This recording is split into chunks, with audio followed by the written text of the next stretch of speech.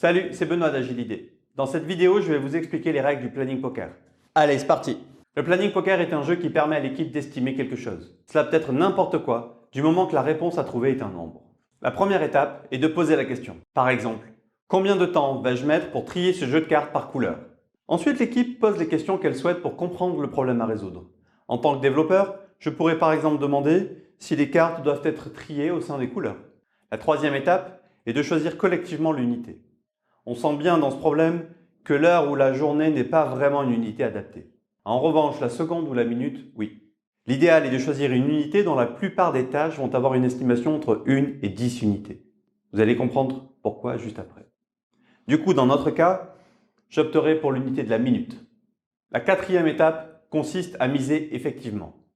Chaque joueur pose une carte devant lui face cachée. Alors je réponds tout de suite à la question qui vient toujours, il y en a forcément un pour la poser. Oui, une seule carte. Il est important que chacun mise sans voir la valeur des autres afin de ne pas s'influencer mutuellement. Vous remarquerez d'ailleurs que plus les chiffres sont grands et plus il y a d'écart entre deux cartes. La raison est simple, plus ce que vous estimez est gros et moins ce sera précis. Est-il vraiment essentiel de savoir si je vais mettre 72 secondes ou 90 secondes pour accomplir la tâche? Non, en fait je vais mettre entre 1 et 2 minutes. Vous remarquerez qu'il y a souvent des cartes spéciales, comme celle du café. Quand une majorité de café sort sur un tour, c'est qu'il est temps de faire une pause. Le point d'interrogation signifie littéralement « je ne sais pas ». À utiliser avec modération, sinon, quoi ça sert de participer?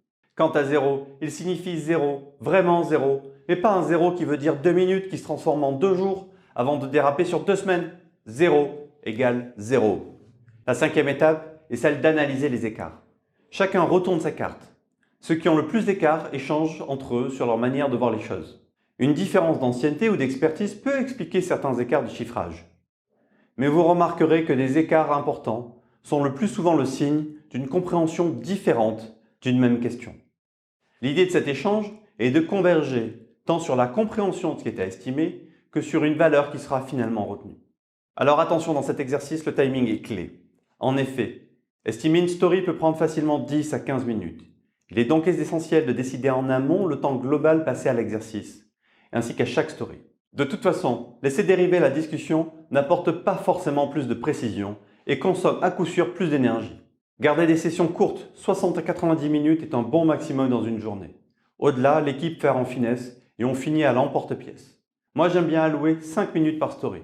1 minute pour pitcher, 2 minutes pour les questions, 2 minutes d'échange.